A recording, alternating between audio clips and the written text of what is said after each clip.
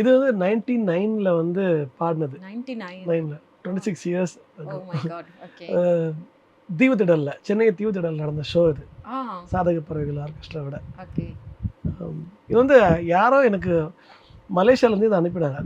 மலேசியால இருந்து நம்ம இந்த வந்தது வீடியோ வந்து இது வைரலாக இருக்குதுன்னு.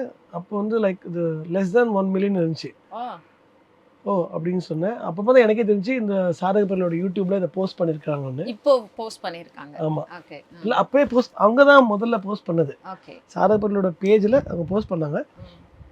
அப்புறம் சமோன் எனக்கு அதை ஷேர் பண்ணாங்க. இது நீதானே அப்படின்னு சொல்லி கேட்டு ஆமாம் அப்படின்னு சொல்லி சொன்னேன்.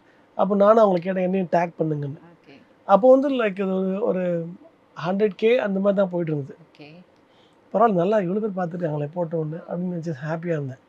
ஆனால் ஓவர் நைட்டில் அது வந்து வித்தின் 1 டே 1 மில்லியனை தாண்டி போகும்னு நான் எதிர்பார்க்கவே இல்லை. ஓகே அண்ட் இப்போ அது மோர் தென் 4 மில்லியனில் போயிட்டுருக்குது. ஓகே அப்போ என்ன படிச்சிட்டு இருந்தீங்க அப்போது நான் ஸ்கூலுக்கு போயிட்டு இருந்தேன், காலேஜ் போயிட்டு இருந்தேன்னு கேட்டால் நியாயம். படிச்சுட்டு இருந்தேன்னு சொன்னால் எப்படி சார்? சரி ஸ்கூலோ காலேஜா நான் காலேஜ் ஃபஸ்ட் இயர் அப்போ. ஓகே எந்த காலேஜ் டிஎஸ் நாராயணசாமி காலேஜ்னு அப்போ வந்து அது நாவலூரில் இருக்குது. ஓகே இப்போ அது அந்த காலேஜே இல்லை. ஆ இப்போ அதான் வழக்கம் போல் சொன்னேன்ல காலேஜ் போயிட்டு இருந்தேன். போயிட்டு கச்சேரி தான் படிச்சுட்டு